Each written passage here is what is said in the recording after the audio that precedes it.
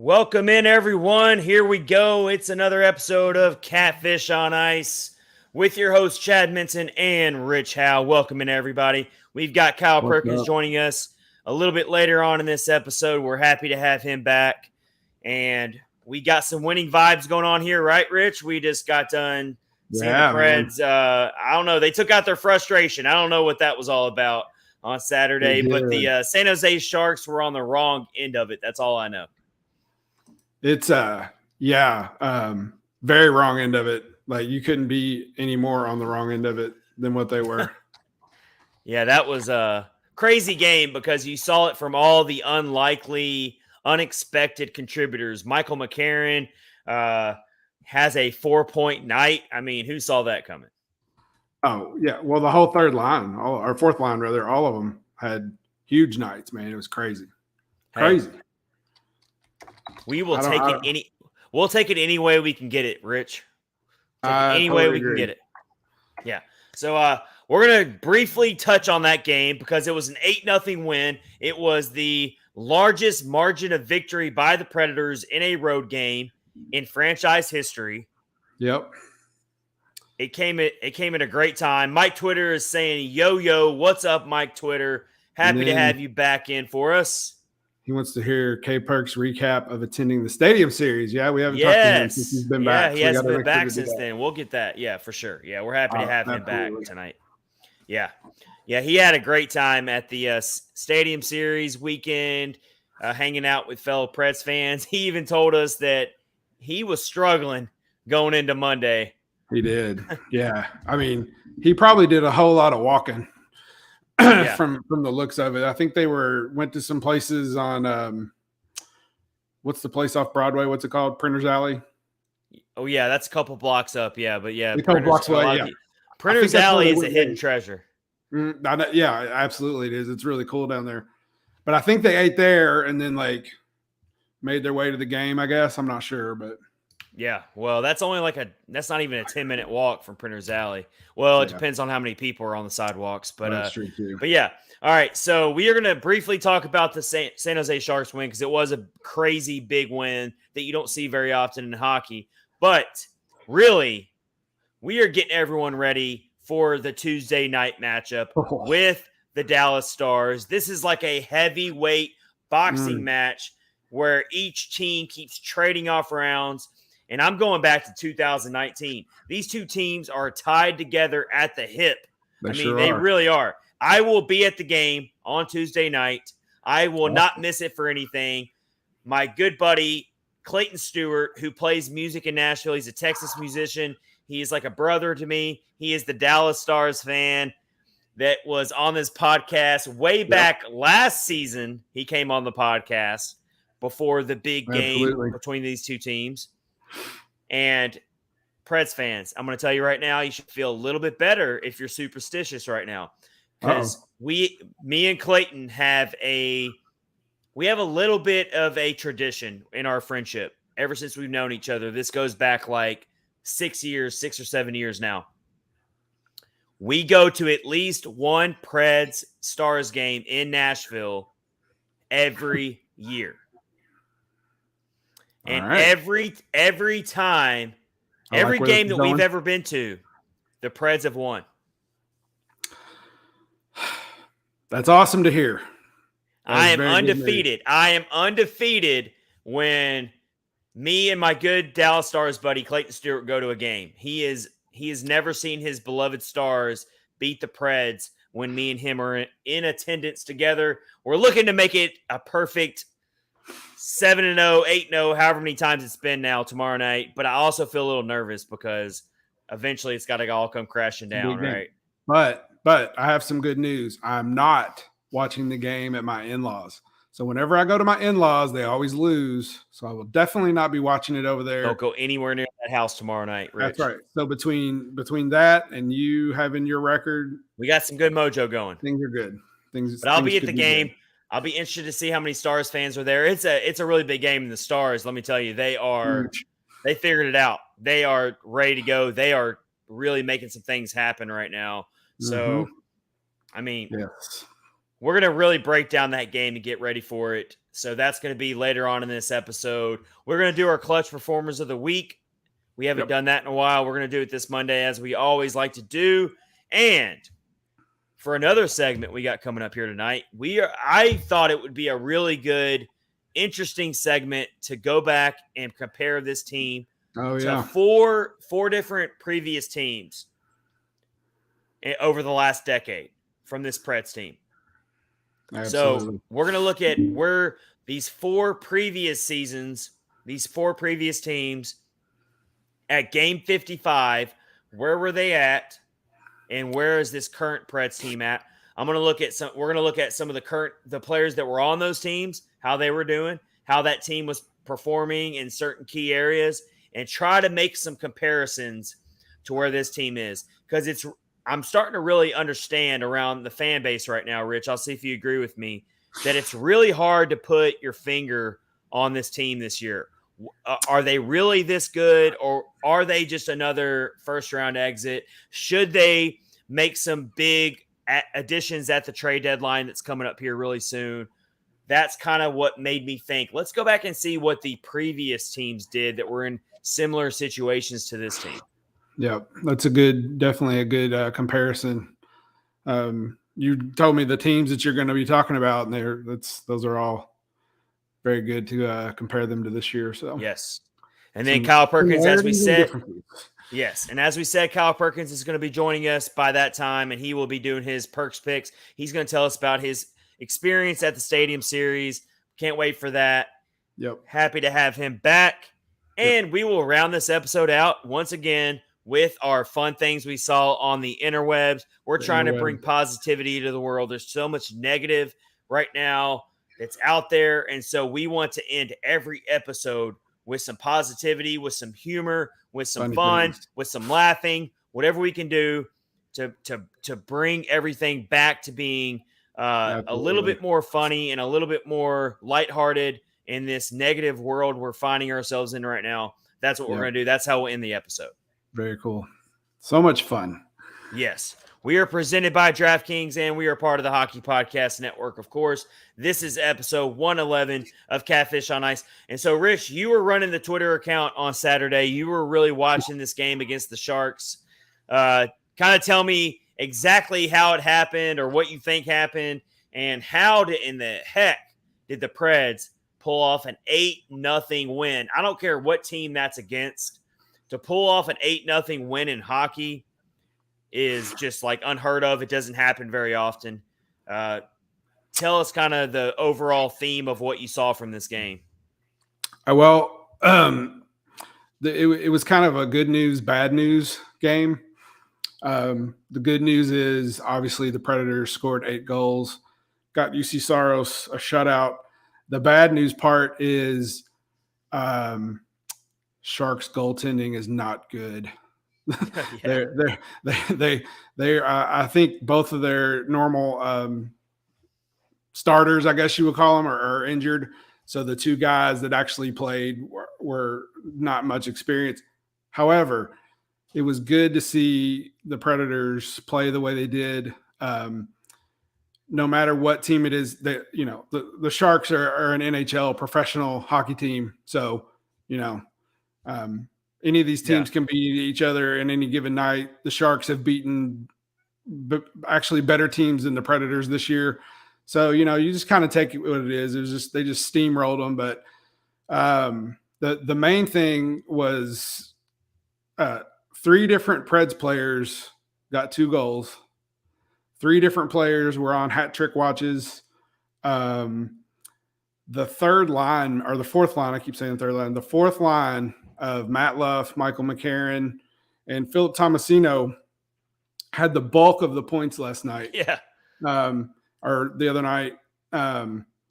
Michael McCarron, 2 goals for his and 2 assists. And 2 assists. Yeah, I was getting ready to get there. 2 goals, 2 assists, a 4-point night for Michael McCarron. So that was kind of weird to see that. Yeah, go ahead. Rich, what did I say? I said this after the game, right after the game ended, and I saw this. I was like, if you had Michael McCarron with a 4-point night tonight, then go ahead and give me your Powerball numbers because I'm ready to win the lottery right now. Absolutely. Yes, that's insane. No one saw that coming. No, absolutely not. So Michael McCarron, 2 goals, 2 assists.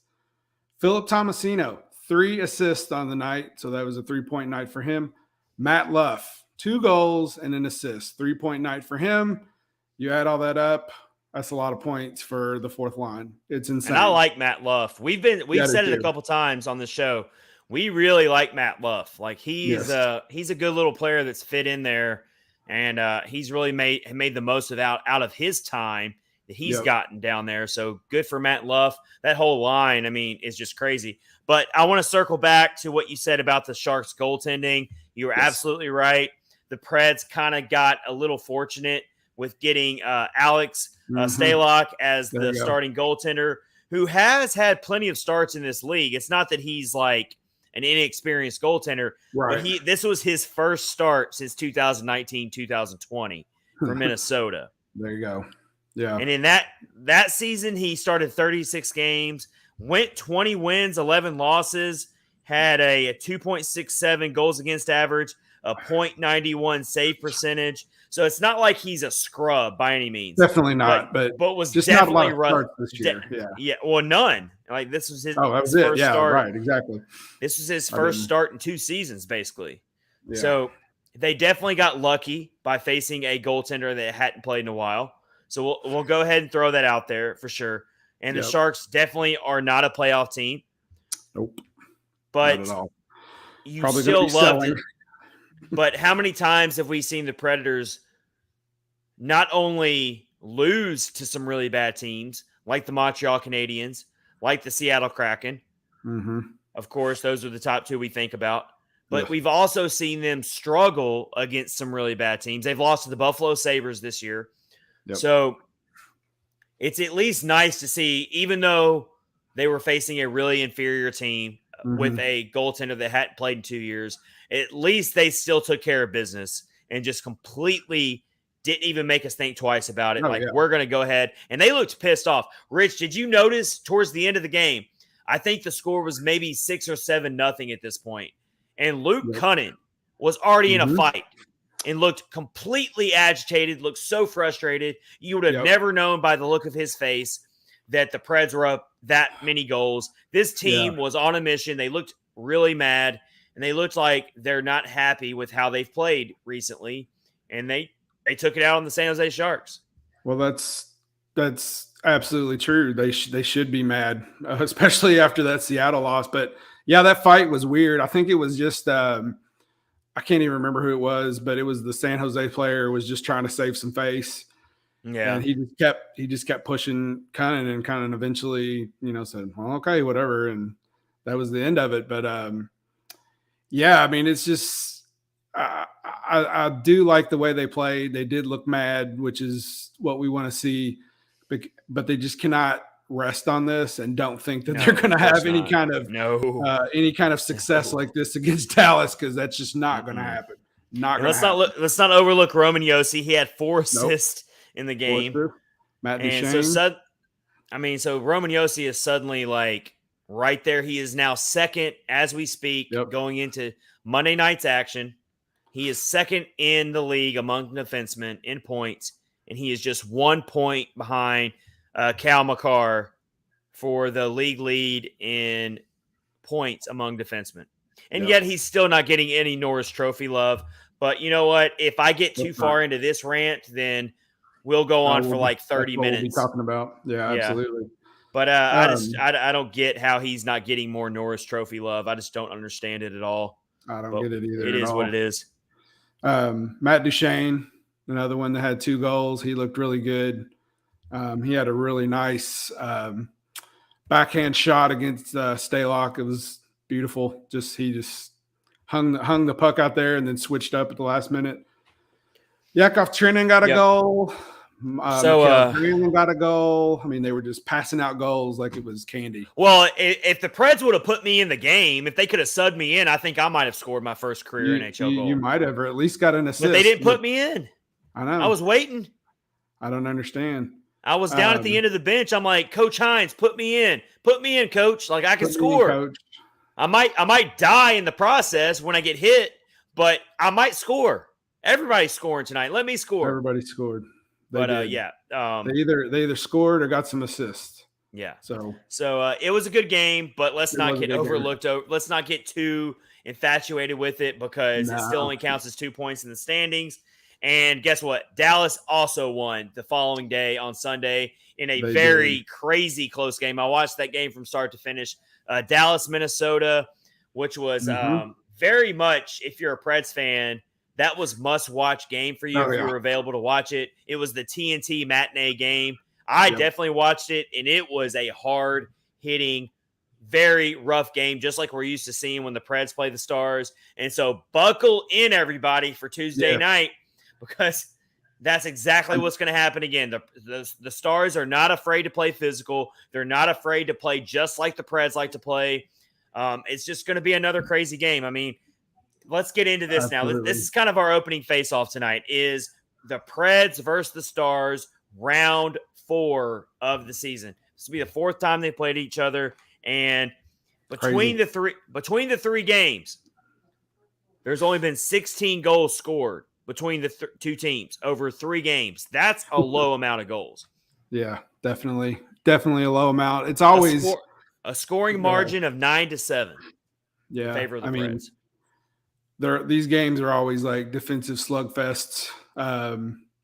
Lots of overtime and shootout games. I don't know, I have the exact number, but it's always going to be a fight. And I think anytime we see any of these division teams playing in the Central for the rest of the season, that's what you're going to get because it's so close. 5 points separate 2nd to 5th. So yeah, going back to last season, Rich, the Preds have won 6 of the last 7 games in this series.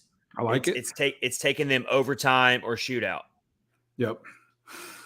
Yeah. 6 of the last 7. So they're literally every time they play the Stars, with the exception of the November win earlier this season, every game that the Preds have beaten the Stars over the last 2 seasons, it's taken the Preds either an overtime or shootout to beat this team. I mean, it's been that close. Yeah, and I'm thinking that's probably what's going to happen tomorrow as well. I hope you're wrong. I hope I'm wrong too. Can the Preds just beat the Stars without having to outright? But I just don't see it happening either. I think you're right. I don't see it, unfortunately, either. I was just looking. The Stars are on a 4-game win streak right now. Jason Robertson has 2 games. Jason Robertson, he's on another level, Rich. He's on elite level status right now. That kid is good. Yeah. A hat trick in each game for him. I think they said that was the first time that's happened in a while. I don't keep he up is with he Stars, is such a good player. On fire. He is such a good player. He should have won the Calder last season. But Kaprizov he was just on another level as well. But if it was this year for Robertson, I think wouldn't even be a question about it. No question. Yeah. But it just kind of seems like the Predators and the Stars kind of crisscrossed. As the Predators were on a good winning streak, the Stars were not, and then they just kind of. I think that the Stars have become the Preds' biggest rival. If you're going current times, if you're just going current times, I know that everyone would say, no, it's the Blackhawks. But no, I actually think it's got to be the Stars if you're talking about current relevancy right now. It's got to be the Dallas Stars. And when you look at that, what you just said, 6 of the last 7 were overtime or shootouts. I mean, that tells you right there. Yeah. That tells you right there. That's what kind of rivalry it is. So it's going to be another big game for sure. I can't wait to go. We will it's going to be fun. Share a bunch on the Catfish on Ice podcast account, pictures. Me maybe having to exhort to a little physical violence on my friend. No, that won't happen. No, that won't happen, Rich. I'm too nice. But for real, the emotions are going to be running high, though. Oh, you know that. The Bridgestone will be very loud because that's how all these. And I gotta tell this story. Here's why. Honestly, if the Stars end up beating the Preds on Tuesday night, I feel like I might get some revenge enacted towards me by my buddy Clayton, who is a diehard Stars fan. So I was a little bit of a bad sport one year. This was before the pandemic. This would have been. Okay. I think this was 2019. This was actually the year that the Stars knocked out the Preds in the first round. But this was during the regular season, and I remember that we were sitting up in the upper decks and watching this Preds Stars game, just like you always see. These two teams are always close, and it went to overtime. Big surprise. I really wish I remember who scored the game winner for the Preds that night, but it was like a 1-1 game or something like that the entire game, and the Preds won 2-1 in overtime, and it was on some type of breakaway. And I was not a very humble winner that night. I will say that a little bit of alcohol was involved as well, but it was like there was a lot of trash talk between myself and Clayton the entire night. And it was like a close 1-1 type of game. And when the Preds won that game, I just remember, I mean, I can get away with it because he's like my closest friend, but I was not a gracious winner that night. So I know that he's going to dish it back at me on Tuesday night if the Preds indeed end up losing this game. So for my sake, Preds, can you please win this game so I do not have to deal with that? Yeah, you will probably hear about it for a long time. Oh, yeah. I've set myself up for it. I mean, I just have to prepare myself for it. Yeah. Yeah, it'll be fun. Nerve-wracking, but fun. So, yeah, I don't know. And then a little nervous. The Stars have their goaltender of the future now with Jake Ottinger, who is he was incredible in that Minnesota game on Sunday. Yep. Oh my gosh, Ottinger was early on in the game. Minnesota was like all over them. It was looking like Minnesota was going to score 2 or 3 goals right out the start, and Ottinger completely kept Minnesota from scoring multiple goals until the Stars could figure it out. And then the Stars eventually just broke open and ended up winning the game pretty easily. But that's what happens when you have an outstanding goaltender like Jake Ottinger and like Yossi Saros as well, who does it all the time for the Preds. So you're going to see another goaltender clash between Yossi Saros and Jake Ottinger, 2 up-and-coming, young, future star goaltenders of this league. I mean, it's going to have all the makings. Tyler Seguin is suddenly starting to get hot and make some things happen. This team is no longer sellers at the trade deadline. Everyone thought that the Stars were going to be sellers at the trade deadline. Now, all of a sudden, they're clicking on all cylinders. We'll have to wait and see what they decide to do with some of their assets, but I don't think they're going to be sellers anymore. I think that ship has sailed. I agree. I know that Joe Pavelski is one of the ones who is a free agent, but that's not happening. There's no and John Klingberg as well. No way. You cannot. Even if those guys walk and you get nothing for them, you got to take your shot right now. If you're in the front office of the Dallas Stars right now, you're thinking this is our last chance to do something special, and we've got the roster to do it.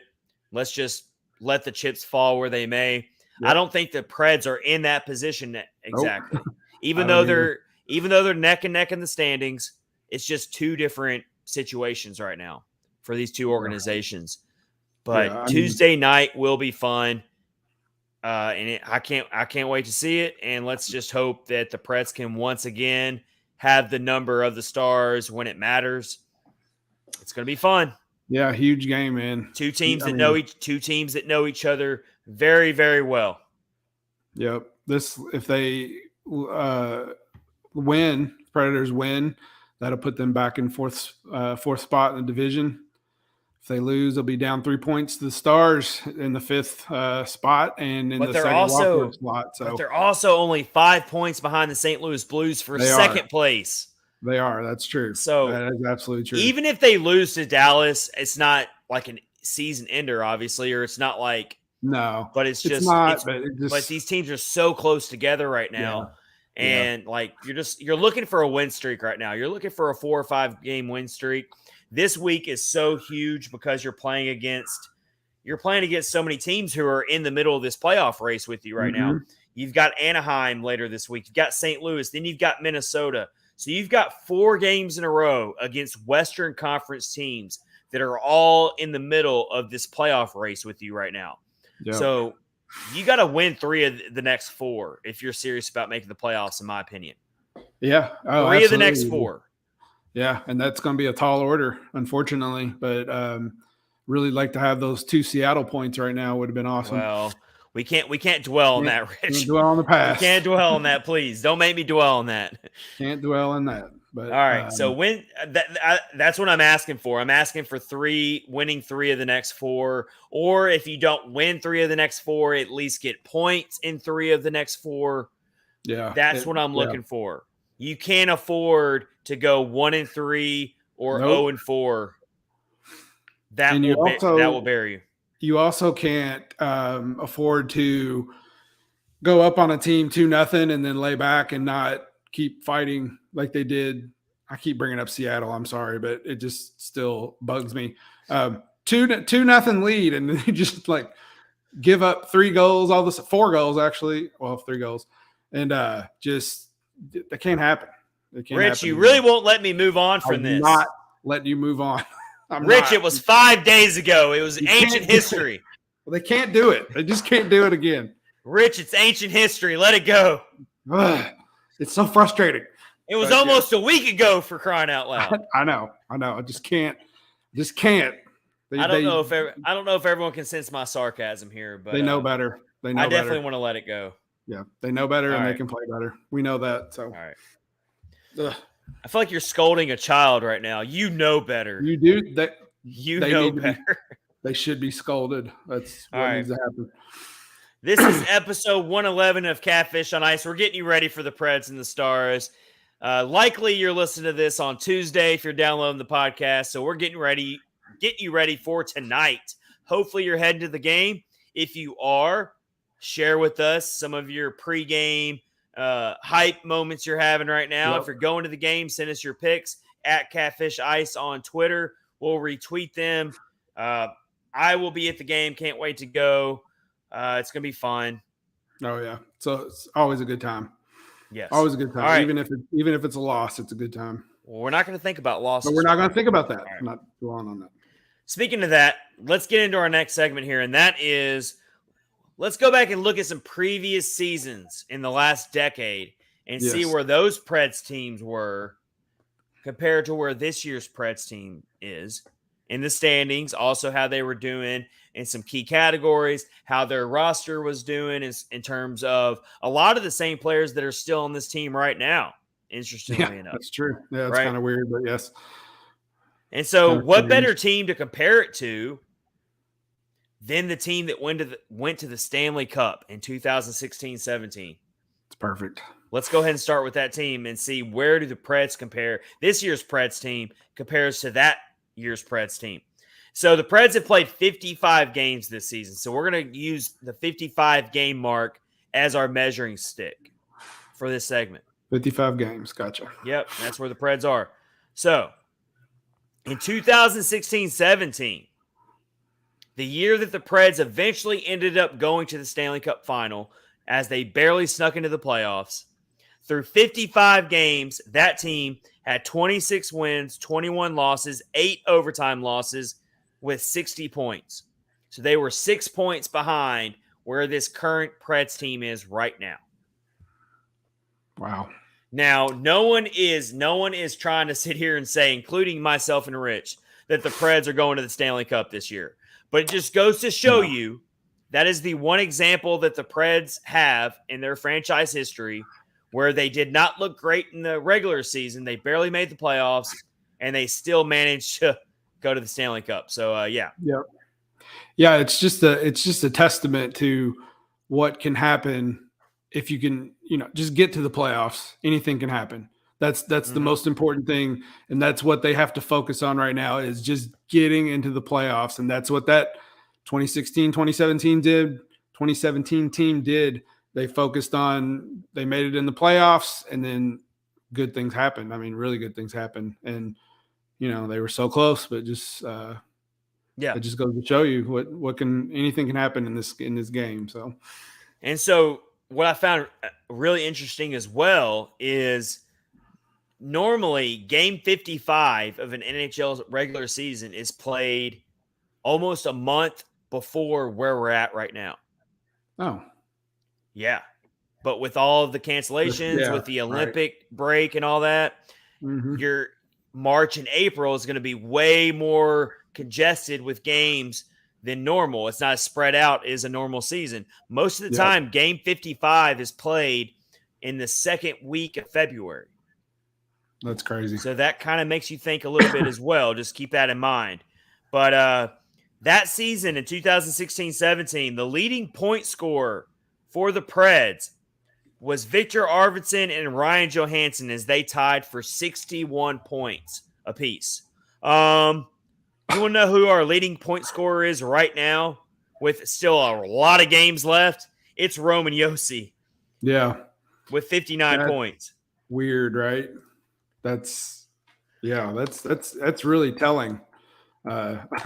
Truthfully, if you think about it, Ryan Johansen, I haven't looked at the stats lately, but I know he doesn't have as many as Roman Yossi, and he was just killing it in that. Ryan Johansen's got 39 points this season. Yeah. So I mean, if he gets a hot streak, he could get to 61 points. I don't see it happening, but it could happen. But the point is, that team was very much more spread out in terms of they didn't have a bunch of players like having just crazy years. It was more spread out. Yep, absolutely. Some of the key categories they finished in that season, in the regular season, they were 15th in the penalty kill. They were 16th in the power play. They were 11th in goals for per game. And they were 15th in goals against per game. So they were very much middle of the road in terms of your key categories. Yep. So we obsess all season about these, the Preds are in the top 10 in the power play or whatever. And it's like, in a lot of ways, doesn't matter, especially during that season, throw all those stats out the window. Yeah, you throw those stats out the window and you look at on paper, this year's team is better at this point than that team, and look at the predicament they're in, the spot they're in. They're barely hanging on right now, and then they're playing way better hockey than they were back then. But yeah, it's so tight. The division's so tight. So yeah. And that season as well, the Preds had 12 overtime losses in 2016-17. This year's team only has 4 overtime losses. So a lot of the ways that the Preds that season even made it into the playoffs was because they figured out ways to at least get a point in some of these games. And I know that it's never fun to lose even when it's in overtime, but when you get that extra point, it can still make a huge difference into making the playoffs. Oh, absolutely, it does. Yeah, as you said, that's how that team wasn't as good, and they found ways to at least get those points, and that's a good indicator of what got them there. Part of the reason that got them there. So, yeah. So I just found it interesting that this current Preds team is 6 points ahead of that team's pace through 55 games. Let's go to the next season, though, which was the President's Trophy season. Yep. And I can go ahead and tell you right now, this probably doesn't surprise you, but the Preds this season are not ahead of that team in points pace. That would not make any sense if that was the case. No. So the 2017-18 team, which went on to win the President's Trophy, they were 34-12-9 for 77 points. Through 55 games. So, I mean, 11 points better than this current Preds team. So, I mean, way better, but still not a huge gap. Not huge, but they still had some of those OT win or losses. And really, and I remember this like it was yesterday, honestly. What made that President's Trophy team so good was Pecorine. I mean, he was literally like, he bailed them out on so many occasions during that season. And I'm not saying that team wasn't good around him, because it was a really, really good team. PK Subban came in and was a huge part of that President's Trophy season. But Pekka Rinne definitely had one of his best years of his career that season. And Pekka's numbers, he went 42 wins, 13 losses, 4 overtime losses for a .927 save percentage, 2.31 goals against average.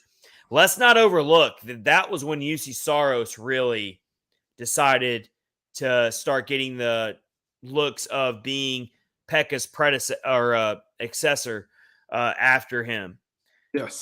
Because Yossi Saros, not to be overlooked, went for a .925 save percentage and a 2.45 goals against average in backup duty for Pekka Rinne that year. So virtually the same numbers is what he has this season. He did that season as a new goaltender. Yeah, we always knew. I mean, you could just tell back then the way things were going to go, and it finally happened this year. Saros took the reins over from Pekka.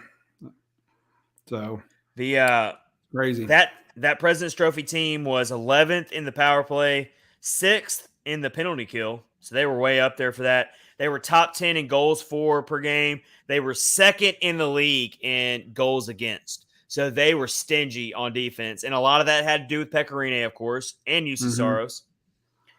So they were good there. Forsberg led the team in points that year with 64 points. Wow. But he only played 67 games, so he was a point-per-game player, basically. That's strong. Arvidsson had 61 points. PK Subban had 59 points, including 43 assists. Johansen had 54 points.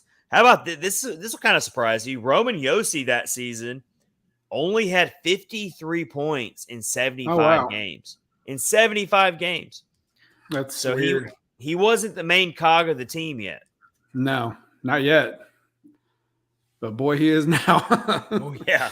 Obviously, he is now. Couldn't live without him. Speaking of Roman Yossi, he's got a really good chance, Rich, of setting the single-season franchise record. I saw that points. You tweeted that. Yep. He's at 59 points right now. All he has to do, the math works out perfectly. All he has to do, I say all he has to do like it's easy, but all he has to do is literally average right on the dot, a point per game for the rest of the season, and he will break Paul Kariya's franchise record for points in the season, which is at 85 points. I think he can do it. He's ahead of he's a little bit ahead of a point per game pace for the season. Yes. Yeah. I think he can do it. Yeah, I think he could definitely do it. Yeah, I mean, what did he get the other night? Like 4 points, four assists in one night. So he had 4 assists against the Sharks, and he also had 2 assists against the Kraken. There you go.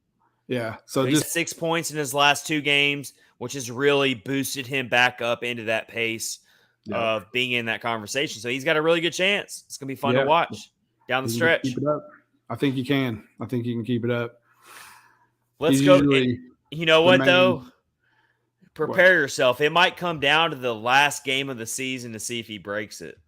Oh, wow. Like, I can see that happening. Yeah, I could see that happening too. All right. Let's go. Let's look at another team. Let's look at the 2014-15 Preds team, which was Peter Laviolette's first season as head coach. That season, the Preds finished second in the division. Wow. And they lost in 6 games to the Blackhawks in the first round. That was back when the Blackhawks were still a dynasty. They were still one of the best teams in the league. Yep. I remember that series, and the Preds definitely pushed them as far as they could and just didn't have enough playmakers on that team yet to really hang with them. But listen how crazy good this team was at game 55. That team was 37, 12, and 6 for 80 points.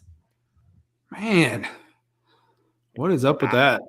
That blew my mind because so we're all obsessing over the Colorado Avalanche this season, right? Yeah. Wow. The Colorado Avalanche have 85 points this season through 56 games. That Preds team in 2014-15 had 80 points through the same amount of games. So they were buzzing through the regular season. But let me go ahead and save you the suspense, Rich. Here's what happened to that team. This month of March that we're currently in, that Preds team hit a rough patch. They lost 9 out of 11 games in March. What do you know? And so can we just go, let's go ahead and say this right now. If this year's Preds team decides that they're going to lose 9 of their last 11 like the 2014-15 did, then this team's not even making the playoffs. You can just go ahead and kiss that goodbye. No way. Absolutely not.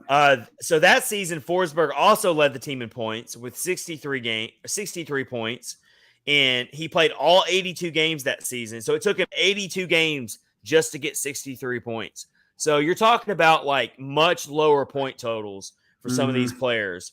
They did have 6 players with 40-plus points. They had Mike Ribeiro, Roman Yossi, Shea Weber, Craig Smith, and Colin Wilson all had 40-plus points.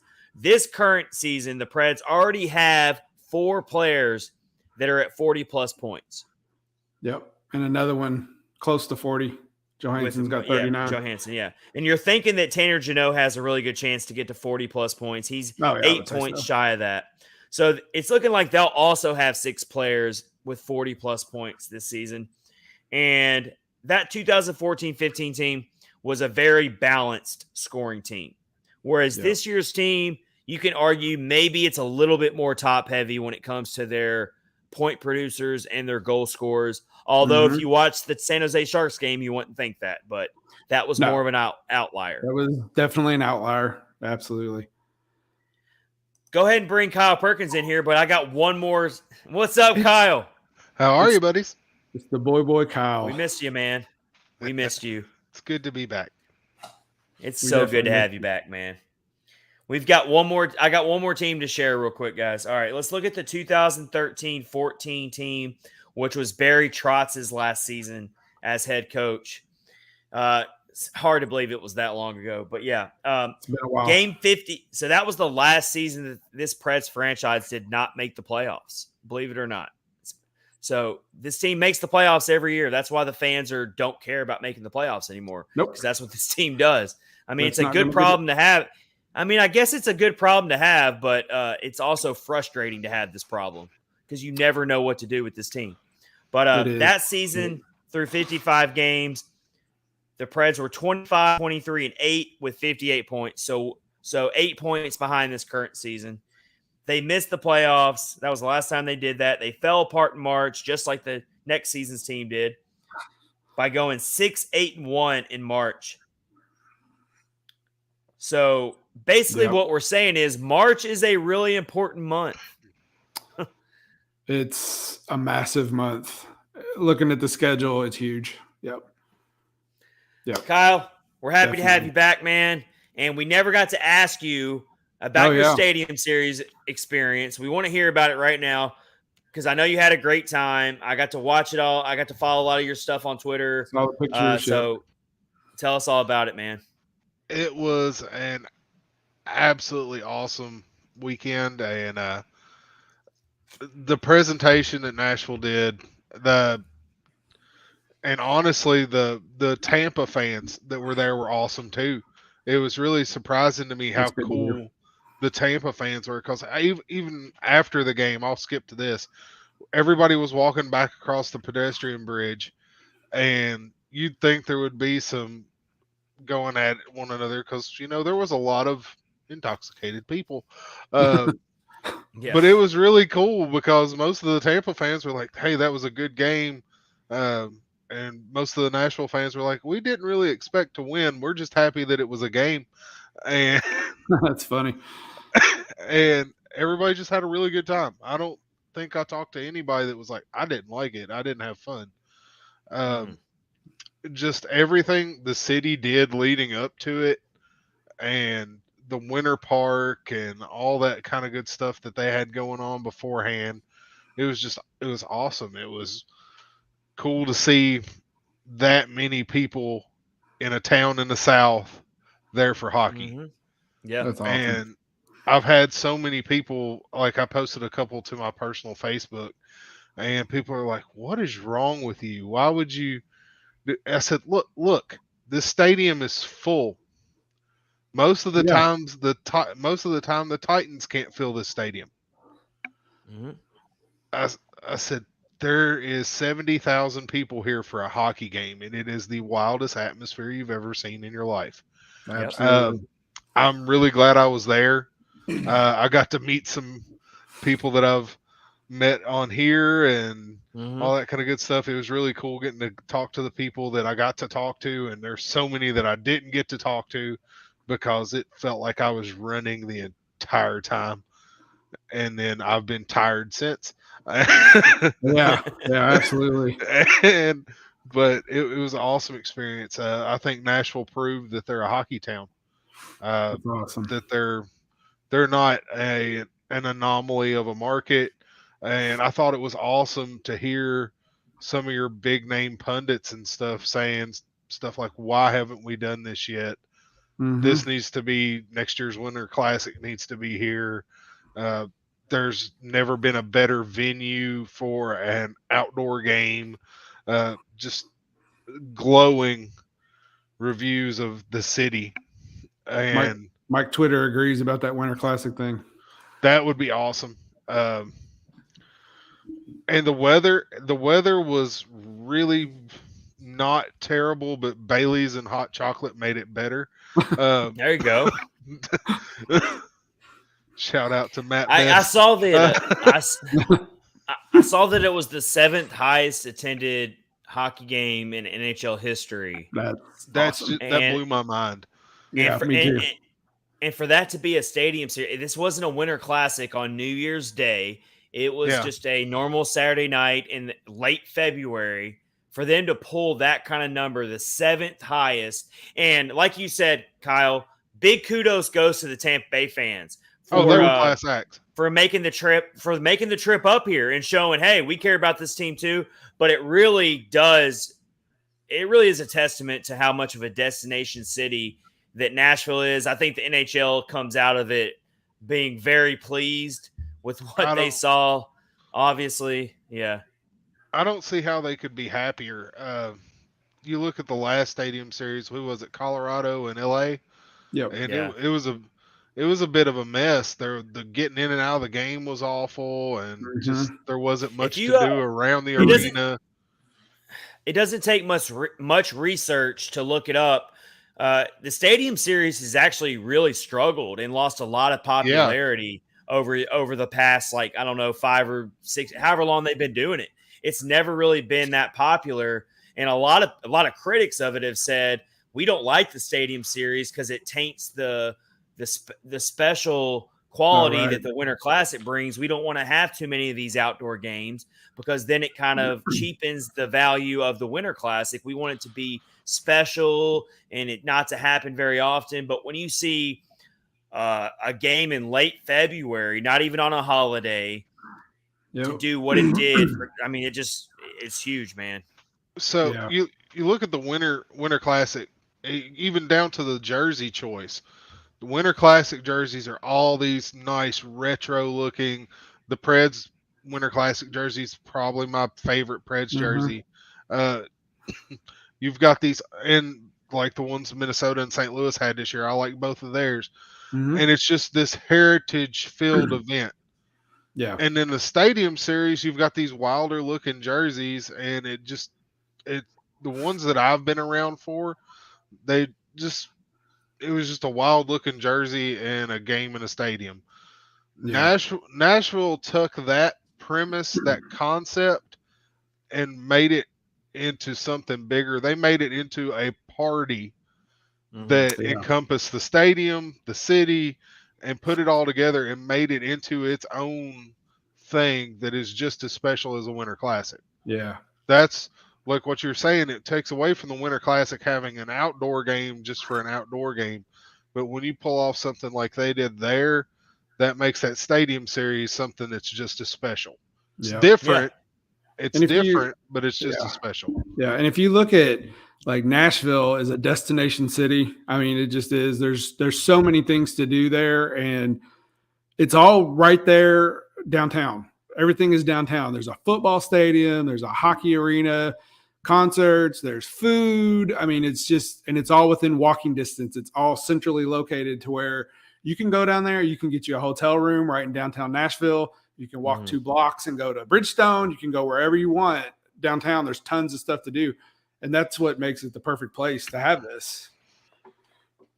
And let's also Nashville and then tourism can send me my check now. Yeah. They can send all of us a check to to Kyle Perkins, Rich Howe, and Chad Minton. We'll all take our checks right now. Yeah. But really quick, also, I don't think they need our promotions. Honestly, they're doing all right. But they're doing pretty good. Yeah. But also, trust me, guys, I work down there. I drive down there 6 days a week. I know. But but also, I think it stretches beyond just hockey. I mean, we're a hockey podcast, but this is like, there's other entities that are looking at this and thinking, ooh, like, okay, there's a lot of people who chatter about, is Nashville ever going to get a Super Bowl? Well, obviously, there's got to be a new football stadium built in Nashville before that happens. But the point is, when you see these big events like this go so well, it just opens up more possibilities. There's a new soccer stadium being built around here, and a lot of our fellow Preds fans that we're friends with on Preds Twitter, they're also big Nashville SC fans. They kind of go hand in hand. And let me tell you guys, this new soccer stadium is about to open up. It's a little south of downtown. You couldn't walk to it from where we're talking about, but it's definitely right there downtown. And I mean, it's going to be a big deal. And I'm really starting to get into soccer. I think that we should honestly start having like a weekly, like small segment, just talking about the soccer team. I think it'd be fun for this podcast, but we could bring on some people who know way more about the game than we do, and probably enlighten us and teach us about it. But I think that'd be a fun addition to the podcast. But yeah, that's another great thing for this city. So, I mean, this city's thinking about not only hosting a Winter Classic, but Super Bowl, Final Four, March Madness, like all these things. World Cup is being talked about here. There was an IndyCar race there. Who would have ever thought that was going to happen? I mean, that was really strange. I'm coming to that next race. Oh, it looks so much fun. It looked like I watched all of it on TV. Kudos to the Tampa Bay Lightning fans also, because everything I read and heard about as well, they were a pretty classy fan base, especially for a team that has won 2 cups in a row. So they have every reason to be a little cocky, but I heard good things about them, and I saw them say a lot of good things about our fan base as well. So it was cool to see that. Yeah, they were loud and they were proud about it, but everybody, like I said, everybody laughed, had a good time. That's awesome. We had some beers with Tampa fans, and they were genuinely awesome people.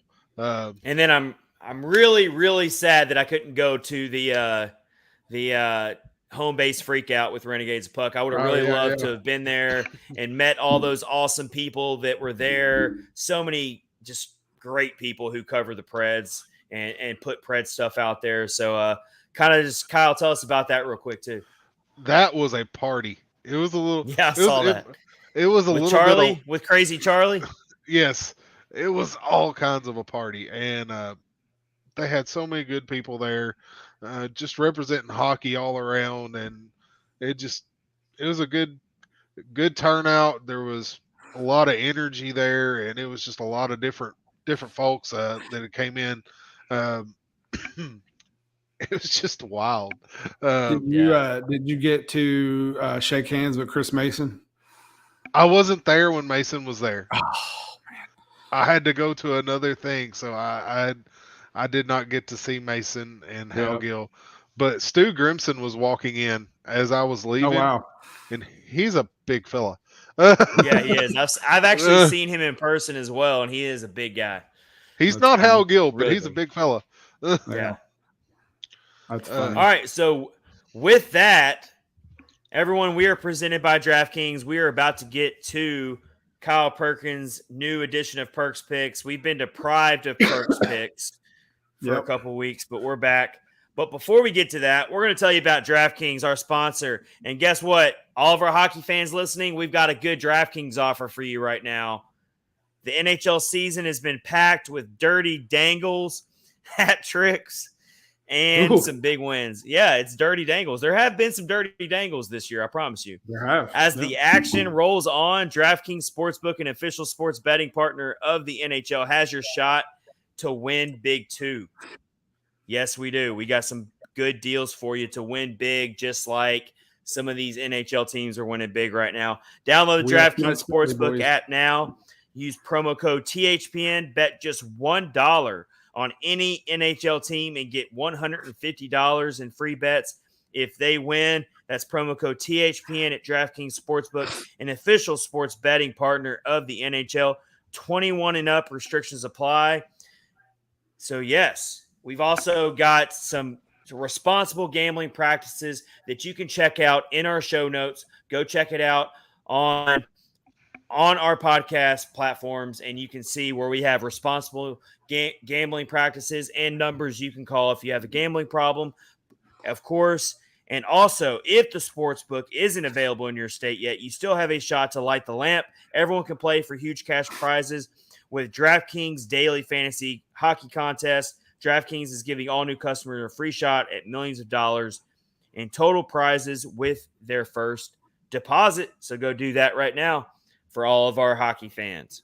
That's it. Wheel snipe Sally, boys. Right, Kyle? Dirty freaking dangles, boys. Dirty dangles, boys. Oh, wait. Hold on. If Dirty Dangles does not get you interested in the DraftKings Sportsbook app, I don't know what will. Where did you get that? Walmart. I didn't even know they had those. That's cool. I was walking by. I was like, it's Katie Cat. I have to have it. That's awesome. Now I have to find the rest of them. For all the folks who are listening to the podcast, Kyle had a pop figure of Katie from Letterkenny. That's pretty cool. That's awesome. It made my day. Yeah, that's very cool. Speaking of DraftKings, I will give them a shout out. I used them while I was at the Stadium Series. I did not do well, and we'll leave it there. But the app worked great. It was awesome. Awesome. So I'll give them my free shout out. There you go. There you go. But we'll start out our little picks here. I'm a little rusty. It's been a minute. Had a little bit of illness in the house last Monday. It's all good now. We're all good, but good. We're going to talk first about one of the people that I've talked about the most here recently. That would be the human highlight reel, Luke Evangelista. If you do not follow any prospects at all, you don't follow Milwaukee at all, you don't follow anybody other than the main Nashville Predators team, watch this kid, or at least just follow the London Knights on Twitter, and you're going to see a lot of him because he scores often. And if he's not the one scoring the goal, most likely he's the one getting an assist on it. He's got 82 points in 44 games, 43 goals, 39 assists. And they're dirty freaking dangles, boys. That's the things this kid does with the puck are just astounding to watch. It's he's really taken over that whole franchise too. I mean, he's really like energizing. I mean, I've never followed the London Knights before this, obviously, but I mean, it's a fun Twitter account to follow too. Mm-hmm. They're kind of a perennial favorite in juniors. They're always going to be one of your top teams, and they've had a lot of legendary, really good players come through their system. Last time I talked about it, I talked about Mitch Marner and how similar those two are. Evangelista is more of a goal scorer than a passer, but still,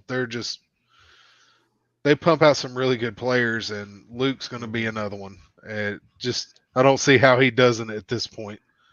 I'm just scrolling through my Twitter, and it's just highlight after highlight of these goals that he's scoring. I mean, he's a goal per game player. I mean, I don't care what level of hockey you're at. That's just on another level, man. Yeah, it's not a normal level of production. He's just fun to watch. It's it's always cool to see whenever you see London show up and it's, oh, the captain did it again. The captain did it again. He's also the captain of the London Knights. So apparently leadership's in his wheelhouse as well. Always great to see.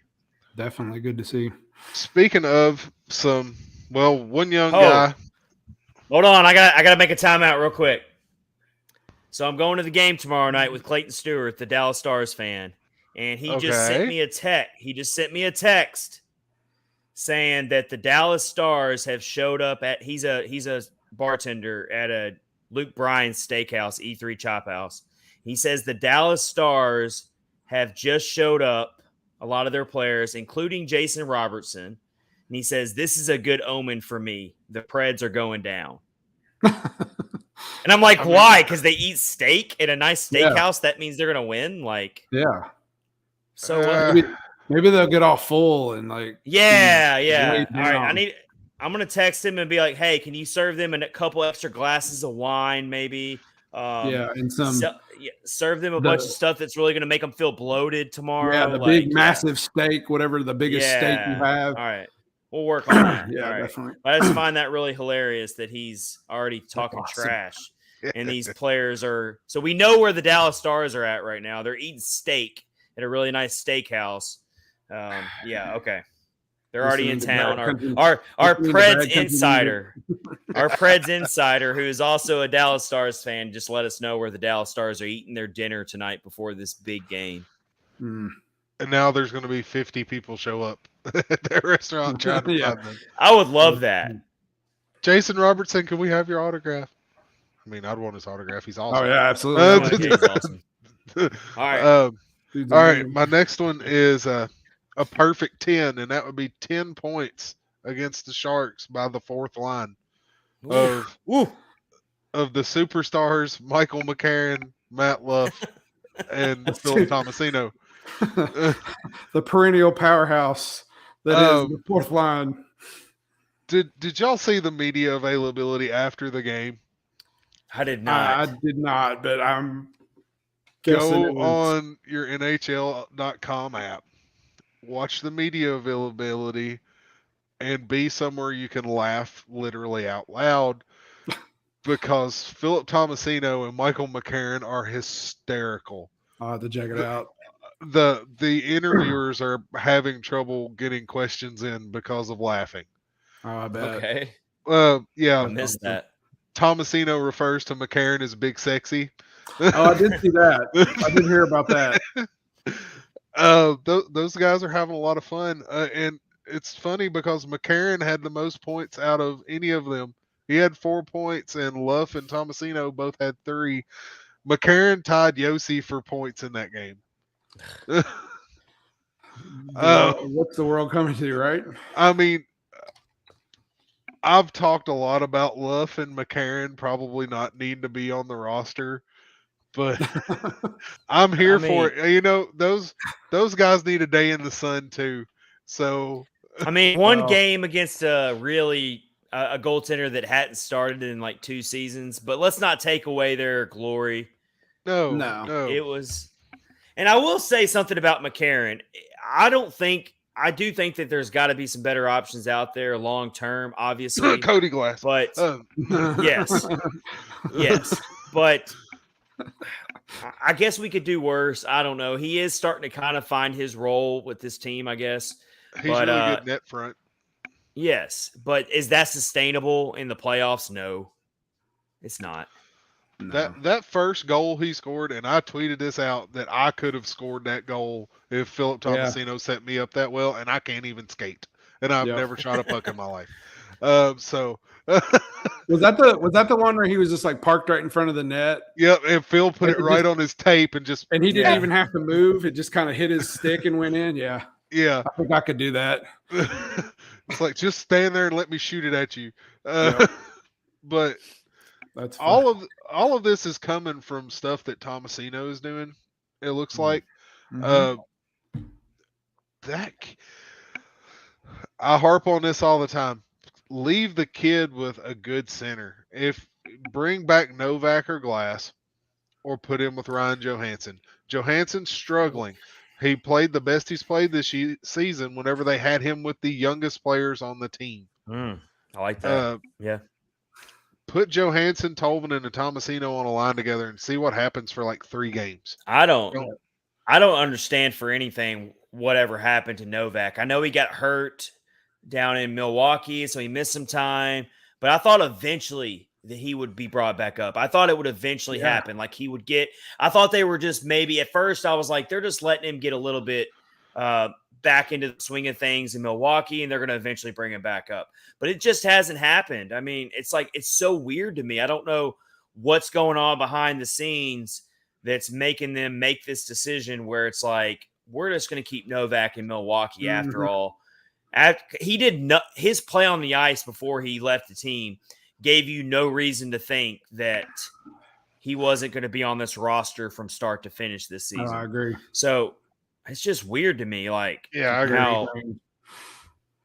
Especially when you're talking about a team. Hey, it's weird to talk about this because they just put up 8 goals. But it's weird for me to think about a team that's lacking offensive scoring depth. I mean, I've said this in previous episodes. I feel like there's only 5 players on this team who I can count on to score a clutch goal. And it's Forsberg, Yossi, Duchesne, Yakov Trenin, and who am I leaving out? Granlund.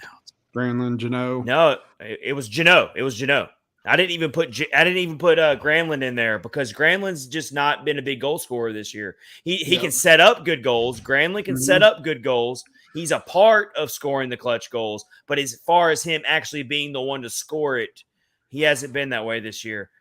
So this team needs some more scorers. You know, Johansen likes those big dudes that are monsters, and that's what McCarron is. So, Kyle, what were you about to say about Granlund real quick? Granlund will always be on the clutch goal list because of Lindsay's favorite Nashville game ever. Okay. When he's the one where Granlund scored with like 0.7 seconds left. Yeah. Oh, yeah, that was good. To win the game. That was Didn't he tie it and then win it? Yeah. It was a crazy game. I remember that. Yeah, that was he did. She's absolutely right on that one. And then won it in the overtime. Yeah.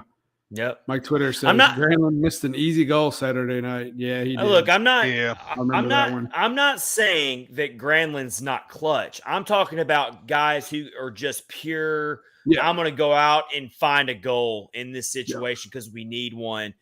Yeah. I can't put Granlund in that class. He's close, but that's not who I'm looking at on this roster when the team's down a goal with 5 minutes remaining in the game. And it's like, put up or shut up. We got to get a goal somehow. There's really only 5 guys that I'm like, these 5 guys can do it. And I feel like if you're going to have success in the playoffs, you need more than that. So I'm thinking about more offensive minded players for the depth. And that's kind of brings you back around to a player like Novak, who I feel like playing with Tomasino again, they could generate some clutch goals and maximize their potential. And even though McCarron did score 2 goals, this isn't going to happen long term. I can't look for that 4th line to score clutch goals, No. With McCarron in there. No, that's something you're not going to probably see duplicated for a while, I would say. I mean, unless somehow we're going to face the San Jose Sharks in the first round and Alex Stalock's their starter, then I think we need to go ahead and say that that's not sustainable, guys. I don't know about you. Yeah, that's definitely not sustainable. All right, let's go to your next pick. Okay, next one up is +4. And I don't like plus minus, but when you set a franchise record for plus minus, you get talked about. That's Philip Tomasino. +4 is the highest rating ever by a Preds rookie. Oh wow. You pulled that stat. You pulled that stat out of nowhere. I didn't know about that one. That's a good one. Yep. So Phil, keep doing Phil things. I mean, good things are happening. I'm looking at the stats from the game. It says his plus minus was a 5. Oh, he did end up getting another one. Yeah. So and there's only better. +5. That's awesome. And there's only 3 people that or above. Yeah. McCarron got a +4 and Luff got a +4, obviously. Yep. And you're You know what's really mind-blowing about that game? We're talking about players who were only on the ice for like 10 or 11 minutes. Exactly. Yeah. I mean, Yeah. it's like you want to talk about making the most out of a little bit of time on the ice. I mean, it's You just got that right. I mean, I don't think Absolutely. I hate plus and minus too. I think it can really Yeah. be misleading, obviously. And Yep. most people have gone away from it, especially when you have all of these analytics out there now who can really tell a more clear picture. But I don't care. A +5 is still amazing. Matt Luff played for 10 minutes. McCarron and played for about 11 and a half, as did Philip Tomasino. So not much time. Sorry, I got to looking down. I just got a notification the NHL suspends dealings with the KHL. Oh, I saw that earlier. Whoa. Yeah. Yep. That's We kind of saw that weird. coming. I mean, you're seeing we don't So- want to Yeah. we don't want to necessarily go down this rabbit hole because honestly, what's going on in this world is really really sad and really scary times. And we've already kind of touched on it in previous episodes about how our hearts and our prayers are with the Ukrainian people and everything that's going on right now. But I mean, you're seeing some really, really bad reports about the KHL and how it came about. One of our fellow podcasts, the World Hockey Report, has really been following this. Yep. Yeah, that's Mike. That is exactly what I'm wondering, because Nashville has Yaroslav Askarov, Fyodor Svechkov. They also have Chichkov, Semyon Chichkov. And it seems like there might be another. No, I think Konstantin Volkov, but he is not Russian. He is. What about Vomachka? Tomas Vomachka. Well, I guess he's already over here. Tomas is Czech. Okay. All right. But yeah, he played at UConn. I mean, he played college hockey. Well, so I knew he was already over here anyway. So yeah. But I read a little bit about it, and it said something about how the NHL can still sign Russian players that are prospects, but they don't have any good way of confirming if they're contractually able to sign an NHL contract. So they're kind of like, it's kind of, well, how do you even navigate? How do you even navigate through something like this right now? I mean, you're having literally like it's an international humanitarian crisis going on right now. Something we haven't seen in a very, very long time. Mm-hmm. This is unprecedented territory. So, I mean, honestly, hockey is trivial compared to what's going on in Ukraine right now. Yeah. But as far as figuring out what to do contractually with these players who are still under contracts and the KHL and all that, I mean, that's way above my mind and what I don't even know, man. I mean, I really don't even know what to say about it.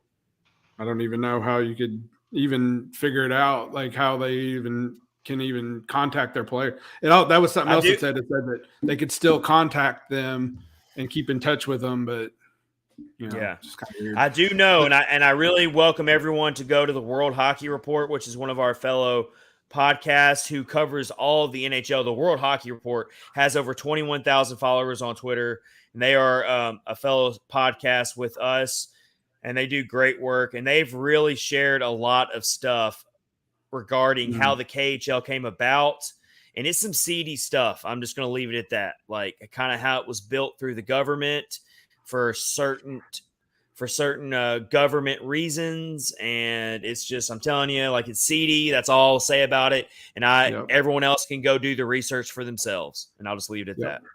Yep. But it makes me worry for a guy like Trennan, because it says they're not allowed to communicate with Russian-based agents, and Trennan's agent is Russian. Yeah, but his contract is through next year, I want to say. So, right. So when I was watching the game on Saturday night, I couldn't help but think when I was seeing Trennan in this game, couldn't help but think what has to be going through his head right now. Oh, yeah. Because, like everyone wants to like be mad at like Russians, or they want to be mad at the country of Russia. And it's like, people need to understand that you can't control what your leaders are doing right now. And it's just as hard on these Russian players as it is on like everyone else that's watching these atrocities right now. And so like you think about a player like Yakov Trenin, it's got to be so incredibly hard for him to focus on playing a game right now when he is watching his home country invade another country, and he is in a third country where he makes a living. But this is not his home country. His home country is halfway across the world, invading another country right now. I mean, I can't imagine what Yakov Trenin is going through and how he even is able to focus on playing a game right now. Man. So my thoughts are with him as well. Yeah, and every Russian player, every Ukrainian, obviously, that has relatives that are out there, or anyone who has friends. I've been following along with this really big Titans fan who knows a lot of people in the area, who's been telling his story on Twitter about how him and his family have been getting out of the country. They got trapped in Ukraine and they've been trying to get out. And so it's just sad on so many different levels. Yep, definitely. And then you have Ovi, who people are crucifying him because he didn't come out mean enough. It's like, man, his whole family still lives in Russia. Yeah, you look at what they did to Panarin. I mean, that's absolutely. And I mean, I get it. Like, he's praised Putin in the past, but it's like, I mean, it's just a very complicated issue, is all I can say. And I just feel like some people just want to jump too quickly to talk about things that are so complex and so above all. We're talking about international things that, unless you've lived in Russia or unless you've lived in Ukraine, you've lived this conflict. We all get to live in the best country in the world, which is the United States of America. And we all get to we're all guilty of this. We get way too caught up in first world problems. Like, like my Netflix isn't working tonight. I'm going to call up my internet provider and yell at them because I can't watch my favorite show quick enough, or just anything like that. And we're all guilty of it. But we want to cast judgment so quick on a conflict that really is way above us, and all I want to do is see peace. That's all I care about. Figure out a way to find peace, people. And that's all I can hope for. Yeah, absolutely. Man. I feel the same way. So, sorry for that little derailing of things. No, I think it's important to cover it. It's important to cover these kinds of issues. Even though we're a hockey podcast, it intersects hockey. It affects the game. So. Yes. And it's also it's on everybody's minds right now. I mean, it's not something you can just completely push to the side and not talk about. So I'm actually, we're here for everyone who's struggling right now. DM us on the show, DM any of our personal accounts. We're here to talk. We're all in it together. Absolutely. All right. Let's go to the next pick, Kyle. Well, on this same theme, the next one is +6. Plus, and Rich, I'm sure you've got the stats still pulled up. That would be Roman Yossi, who is now the sole leader of plus-minus in a game. I saw that. The franchise. Wow. That's huge. And I want to say 2 people have had 5 points in a game, and I think it was Weber. I know it was Weber and Timonen. Was it Kimo? Wow. So Tomasino is in some really good company there. Yes. Tomasino is in some high cotton, as they'd like to say. And we know about the 4 goal scorers. We know about how Rocco Grimaldi decided to score 4 goals in a game not too long ago. I'm sorry, Kyle. Sorry to bring up our boy Rocco. He's having Preds Facebook flashbacks right now because he got a little. How about you tell everyone about your Preds Facebook? About Rocco apparently, we want to bring up Rocco Grimaldi for Eeli Tolvanen.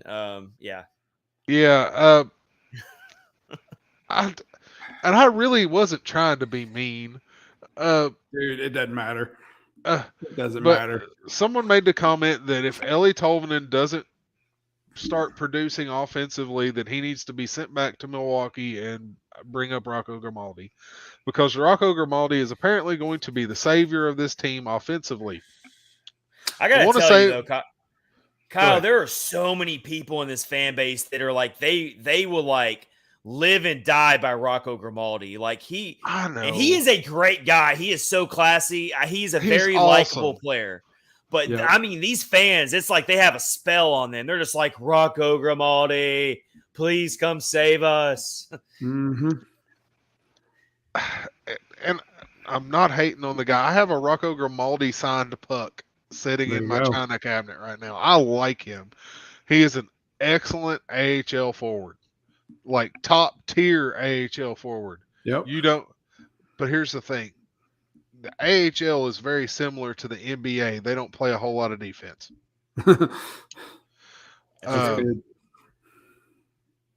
If you look at it, I think if Rocco Grimaldi was in the right, he had to be. If he was in the perfect NHL system, I'm talking, need to be top 6. It would have to be catered to him. But unfortunately, I don't see that happening. If you're counting on Rocco Grimaldi to play defense, you're hurt. That is where. And on this team, everybody plays defense. Everybody has to be defensively responsible. You look at the way Matt Duchene played last year, and John Hines let him sit on the bench because he wasn't playing defense. Yep. Well, speaking of the player they're talking about switching out with, Ellie Tolvanen had, I know he's not scoring, but he had 7 hits in that game against San Jose. And then also MoneyPuck.com put out a thing today. They listed off their most unlucky players of the season using analytics and expected goals for and all this stuff. And Ellie Tolvanen, what do you know, is considered one of the most unlucky players in the league. Absolutely, based on their list. I know Radulov was number 1. Yeah, it's just like, God, Tolvy is just snake bit. It's he got whatever Duchene had. Victor Arvidsson's on this list too. Really? Is Arvidsson hurt again? He is. Yep. God. But yeah, Victor, I was kind of surprised to see Victor Arvidsson on there because Victor Arvidsson has still managed to score some goals this year. Yeah, it's kind of weird. But I found that to be a really interesting list. And I wasn't surprised at all to see Tolvanen on there. Like, that was not surprising at all.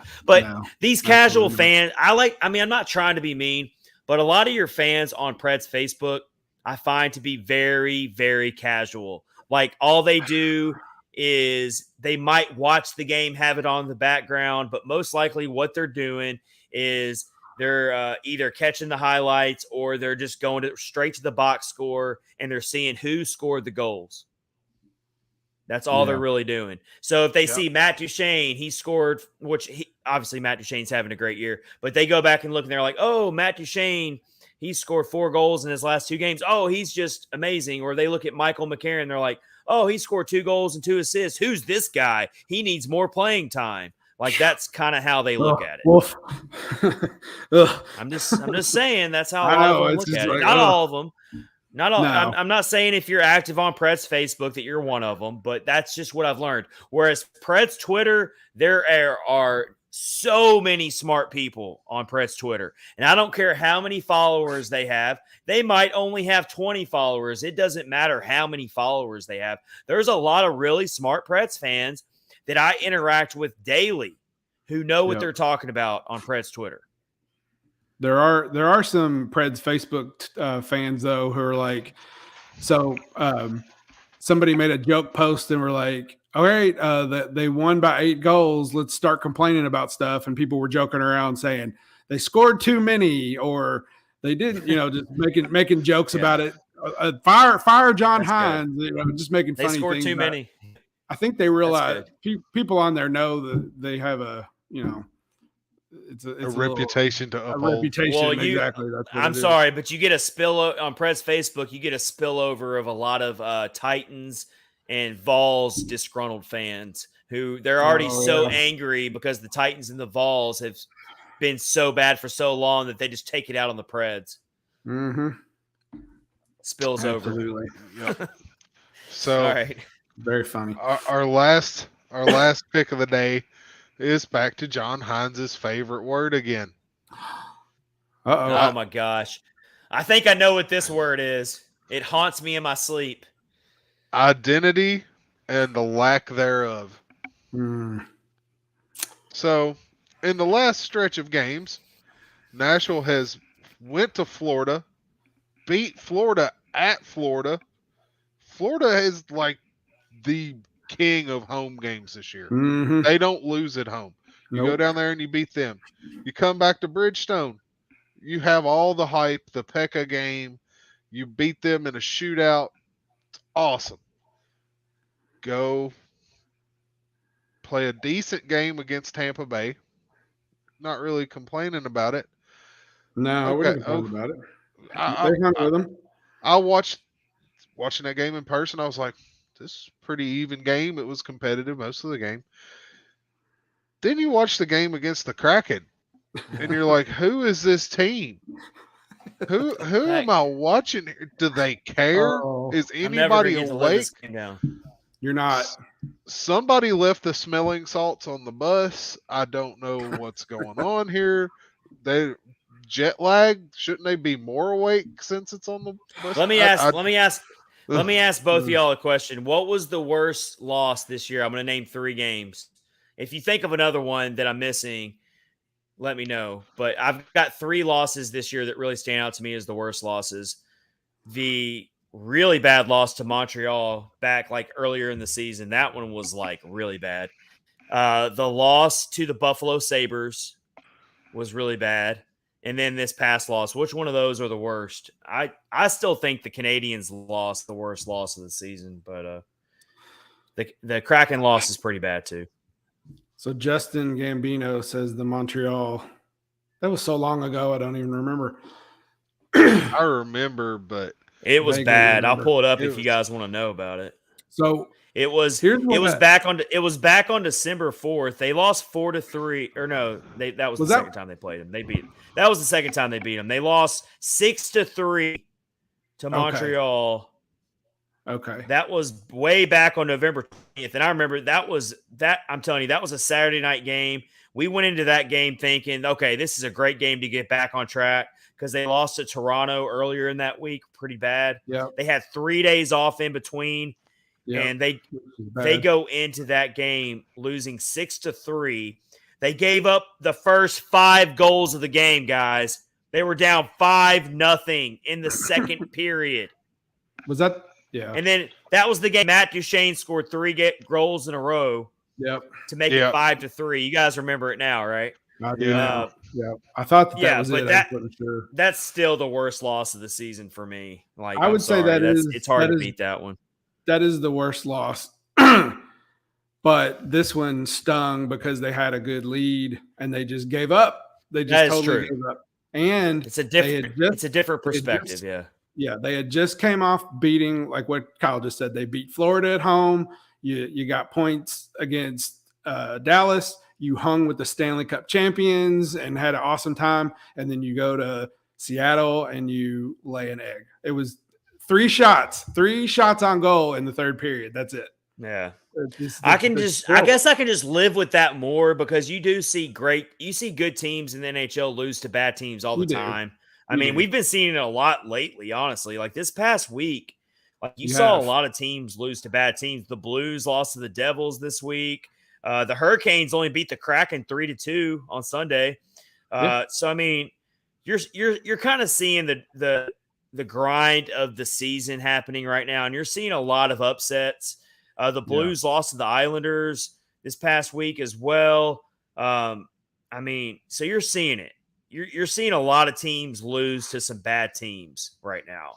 The Canadiens beat the Oilers 5-2.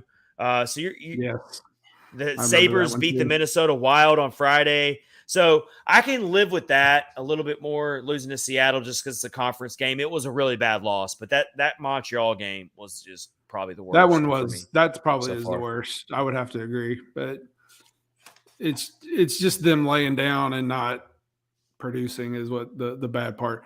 And at the crucial part of the season, that's what gets me the most. So, the Avalanche lost to the Coyotes.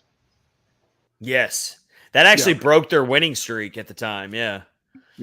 No, they lost to them again. Oh, are you kidding me? They lost to them on the 3rd. Yeah, I remember that. I think. No, he's talking about this past week. Yeah. Yeah, they have taken. I missed that. I totally missed that. 2 losses to the Arizona Coyotes for the Avalanche this year. So that just goes to show you right there how unpredictable this freaking sport is sometimes. That goes to show you when Arizona goes on this run and makes the playoff, how screwed the Avalanche are. I know. Arizona's coming, y'all. Arizona is coming. Hey, man. Hey, Rich, you better go ahead and move the Arizona Coyotes out of your number 8 spot on the power rankings. You'll have to pry it off there because it's stuck on there pretty good. It's got some of that Gorilla Glue and it's got Gorilla Glue on it. I agree, Mike Twitter. Blues losses are excellent. 100%. Love to see that. I did move the Coyotes up to number 7 for 1 week, and Rich laughed at me. And then the next week, I moved him back to number 8. It only lasted for 1 week. I can't even remember why you did that. Because they beat the Blackhawks. Because not the Blackhawks. They beat the Avalanche the first time. Okay. Yeah. They basically ended that. The Avalanche were on like a crazy winning streak where they only lost like 2 games in 2 months, and both of those losses were to the Preds. And then they finally lost a game, and it was to Arizona. So I was like, you know what? I'm going to move Arizona up to number 7. I'm going to put Blackhawks number 8, but they didn't last very long. No. All right. For anyone new to the podcast, we do our battle for the Central Power Rankings every Thursday. So we'll do a new rankings list on this Thursday. And for pretty much the entire season, the Coyotes and the Blackhawks have been number 8 and number 7. And here's a preview for Thursday. They're going to be 8th and 7th again. No, don't tell them. Don't tell them. Don't tell them yet. It's a preview. We're supposed – Rich, I don't know if you know how a podcast works, but we're supposed to be suspenseful. I'm just telling you. The suspense is going to be what funny things we say about 8 and 7. All right, fine. I always come up with something funny. Let's roll along here with episode 111 of Catfish on Ice with Chad Minton, Rich Howe, and Kyle Perkins. Let's do our clutch performers of the week. How about that? Oh, there you go. We're going over the Seattle game and the Sharks game. 2 really odd games, if you ask me, but we're still going to pick 3 clutch performers. And I'll go ahead and start with my number 3 clutch performer of the week. And it's someone I never thought would be in my clutch performers of the week. It's Michael McCarron. And y'all are probably asking, well, why would you not move Michael McCarron higher on your list? I mean, the guy scored 2 goals, 2 assists against the Sharks. And he also scored an assist in the Seattle game. So he actually put up a 5-point week. He did. Actually. But as Kyle kind of alluded to, he was kind of in the right place at the right time. I'm not taking anything away from him. I'm putting him in my clutch performers because he did make some good plays this week, and he was very important in that Sharks game. I do think he's starting to kind of find his niche in this lineup. So he gets my number 3 spot on my clutch performers. My number 2 is Matt. My number 2 is Matt Duchene this week. Matt Duchene's coming in at number 2. He scores 4 goals this week, 2 goals in each of the 2 games. He's hanging right there with Philip Forsberg. See who breaks that goals record first. We talked about it so long ago. I remember we all asked ourselves who was going to break the record first, and we all said Philip Forsberg. But Matt Duchene, he's hanging right there. In that race to see who breaks Victor Arvidsson's goal record. And they're both within 7 goals now, I think, of the record. Somewhere right there. I think so. So Matt Duchene comes in number 2. I actually put Roman Yossi number 1 on my clutch performers. I know he didn't score a goal this week, but he is still the captain. He is still the engine that drives this train. He had 6 assists, 9 shots on goal, 5 block shots. He is still continuing to quietly have a career season and could very easily end up breaking Paul Kariya's record for single season points. And no one seems to be talking about it. There's a few people out there talking about it. I know Alex Daugherty of A to Z Sports put it out there, but I'm not seeing it talked about that much. No. Like it should be. So Roman Yossi's my number 1 clutch performer. Yeah. So we didn't talk about this at all, and that was exactly my list. The exact same thing. But I had an honorable mention for Matt Luff and Philip Tomasino. Well, honestly, I didn't change my list for this reason because it was already set. But listening to Perks Picks tonight and listening to Kyle talk about Philip Tomasino, I really wanted to take McCarron out and put Tomasino in because Kyle makes a really good point about how Tomasino really was the one that fueled that line and made the things happen. But my list is already set. It's already there. Yep. But you can make a really strong argument to put Tomasino in there over McCarron. Tomasino has 6 points in the last 4 games. Yeah. Love to see it. He's been a little streaky, but hey, glad to see him put this together a little bit. And as everybody's been saying, when you consider the line mates he's had this year, he's having a pretty damn good season. And he's been all over the place. Can't dispute that. He's played with everybody. Literally. No consistency at all. And that's so Kyle, would you put Tomasino in over McCarron probably? I'm guessing you would. You know, Philip Tomasino is going to be on this list for the next foreseeable future, potentially like the next decade. Let McCarron have his day in the sun. All right, fair enough.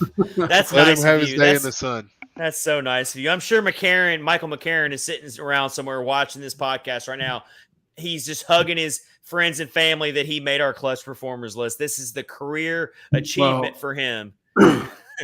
Yeah, never mind that first round draft pick and all that jazz. No one cares about that. Michael McCarron is always in the sun because it hits him first because he's a big, huge monster. And I'm sure Ben Harper is somewhere wondering why don't they love me like that, and it's because score 2 goals and 2 assists in a game, Ben Harper. We might. If Ben Harper gets 2 goals and 2 assists in the game, then I'm going to the bunker out back. Because it really is going down. Yep. I saw some jokes about that out there this past week. Bad timing or not, but yeah, I saw people kidding around about that. Like, oh yeah, the end of times really are coming. Michael McCarron just had 4 points in the game.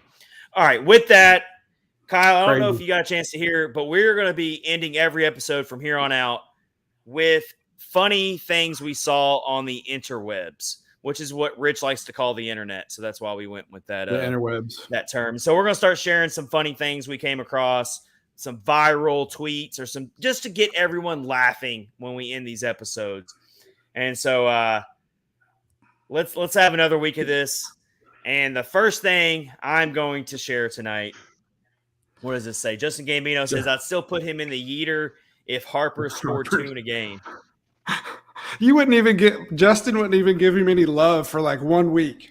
He's like, shoot him to the moon, even if he did score 2 goals. I don't think we have to worry about that anyway. No, I don't think you're going to have to worry about that. All right, so the first funny thing we came across this week that got it's almost up to it's at 400,000 likes now. Yeah, this one's over good. 400,000 likes, 42,000 retweets. And so this person, if you want to see this tweet, it's at BB Bloodletter. Okay, that's just the tweet. That doesn't matter. What the funny thing is, you got a guy with the what instrument is this, Rich? Are you a musician? That would be a cello. All right. So this guy's playing the cello. He looks all into it. And it says, me sliding the straw in and out of a McDonald's cup. That noise it makes. Which that's pretty funny because that does do that. Like, I have a hilarious story about this. So you didn't tell me that you were going to put this on the list. I saw that tweet and sent it to my wife like 2 days before you said this, she hates with every fiber in her being when people do that with a straw. Like she cannot stand it. We do it just to annoy her sometimes. It just drives her nuts. And I sent her that exact same picture, and she's like, "Yep, that's what you people think it sounds like, is you playing a cello, but it's actually fingernails on the chalkboard for her." So yeah, it's good stuff. I love getting the look, and then if you don't take the lid off of that thing, I swear to God. Yeah. Oh yeah. Oh, absolutely. Yeah. Yeah. Is that got to be right up there with the people who click the pins, like when they just keep clicking the pin? I'll tell you, it is. The clicking of the pin gets her a little bit, but like when we're sitting eating dinner, like we have to have the TV on because she can't handle listening to people eat. I'm right there with that. Yeah. If I don't mind that as much, but if I can hear you chew, I've fantasized a car coming through the wall and hitting then you two are peas in a pod because she cannot stand it at all. And this now that we're talking about pet peeves, I'm on the other side of it because I'm a bartender, and the one that annoys me, and I don't think neither one of you guys would ever do this because you guys are too cool. But here's what annoys me. I'm gonna go ahead and pull out my wallet right now and show you. It's when someone takes their card without saying anything and just keeps tapping it. Like they won't say, "Hey, I'm ready for my bill." They'll just like stare at you and they'll keep tapping their card. It's like, come on now. Actually. It's like, yeah, it's it. But people do it a lot actually. So that's mine. Rude. All right. Anyway, let's get away from pet peeves. We're trying to be positive here. I thought that was pretty freaking funny though. All right, I got a bunch here this week, so I'm going to run through them pretty quick. All right, so one of my favorite. So a lot of the NHL teams have their team like dogs now, like their mascot dogs. And one of my favorites is Biscuit of the Washington Capitals. Yep. I don't know if y'all have seen Biscuit, but I'm a big dog guy, and Biscuit is like Biscuit looks a lot like my dog. Like he's got the floppy ears and the same face and everything. And they just did a very simple tweet from Biscuit's account saying hashtag hockey is for everyone. And it's got Biscuit looking all cute with his little hockey gear on. And he's got a little tie around his neck that has the hockey is for everyone symbol on it or whatever. Loved that. That was awesome. Yeah, that is cool. My favorite dog in the NHL is that police dog that took a dump on the Flyers logo. Yeah. That was classic. I love that. Very funny. So I'm going to need y'all to look at your Twitter because I'm getting ready to post something, and it made me audibly guffaw. Is it going to be on your personal account, Kyle? Yeah, it's on my personal account. All right. I can't unsee this. It's Snoop Dogg, and it's got, what is that, chocolate frog? Oh my gosh, it's from Harry Potter. He does. It is a candy from Harry Potter. He looks oh my gosh. Yes. That is pretty good. I'm retweeting this. That's amazing. Oh my gosh. Wow, Kyle just made a late entry into the funny things we saw on the interwebs this week. That was good. Yeah. Snoop Dogg looks like a chocolate frog package from Harry Potter. And to expound on Snoop Dogg has a cookbook. Yeah. Hey, that's a legit gag gift right there. If you're looking to get a gag gift for somebody, get them the Snoop Dogg cookbook right now. No, I want it for realsies because the food in it looks amazing. I didn't see inside the book itself. Okay. I've been watching this girl on TikTok make all of his recipes from this book, and they're all just like, "Oh my god, please!" I love Snoop Dogg. Snoop Dogg's then House Cats from Preds Twitter buys the book, and it arrived today, and he posts the picture and says, "Hey, it's an actual real thing." And I'm like, "Please tell me there's a Martha Stewart writing credit on this book." And then he sends a picture of the front cover open, and she wrote the foreword. Of course. Okay. That's awesome. That's funny. All right. So here's the next one. Did anybody see, or did any of y'all know that there was such a thing as a glow in the dark light up toilet? No, that you but can that's buy brilliant. with an LED light. So this person tweeted, "This is the most $8 has ever changed my life." It's got 104,000 likes, 6,000 retweets, and it's basically a glow in the dark toilet seat, so you can see into the bowl. And the whole idea of it is, if you gotta go to the bathroom in the middle of the night and all the lights in the house are off, then you've got that glowing toilet to guide you in. I'm like, and it's that's purple. pretty funny. And it's purple, yeah. It's purple. I gotta think it's more than $8, but maybe it's not. I don't know. Another gag gift. We're giving y'all plenty of gag gift ideas for people. So the only way this works the way it's supposed to work is if they make all the toys that are on the floor of my house glow this same kind of glow, because I'm going to step on about 5 of those before I can get to a bathroom. And you know what? Nothing. There is no pain on this planet that is worse than stepping barefooted on a Lego. Oh, yeah. Very painful. It's pretty rough. Well, stumping your toe on anything is some of the worst pain ever. Because when you stump your toe really bad, it's like the pain delays for like 5 seconds. Like you do it, like you stump it really bad. It doesn't hurt right away. And you have like 5 seconds to think about how bad this is going to hurt. Yeah. And then it just that's the worst. You all have both had trucks before. I'm sure you've towed something. There's nothing worse than walking into the trailer ball sticking out of the hitch as well, right into the shin. You know how that feels. Well, when you work with a high quota of rednecks, there's going to be lots of trailer hitches. There's a lot of trailer hitches, and if you're walking in work at 4:30, 5 o'clock in the morning, and you're not on your toes, yeah, you're going to catch one of them bad boys, and then you're going to have a bad time. Absolutely. Now, I have a question about this toilet light. I was going to ask you all. I'm assuming you have to raise the lid to activate the light. I'm sure it's like motion sensor, you think? But then that wouldn't do you any good if you're walking into a dark house and you need to find the toilet. That would be kind of crappy. If both literally and figuratively. That's another pet peeve of mine. People come in here and go to the bathroom and leave the lid up. Maybe it comes with the remote. Maybe it comes with the remote, Rich. Maybe like you carry the remote on your nightstand and it's like, oh, I got to go to the bathroom. Let me grab my toilet remote. And what about a clapper? Or a clapper? Yeah, I mean, it's 20.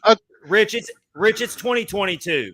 You can have a clapper for the toilet light. It's a clapper on a crapper. You've already marketed Kyle Perkins. Yeah, that's copyright that, Kyle Perkins. Copyright that. Clapper on the crapper. All right, let's end episode 111 with this.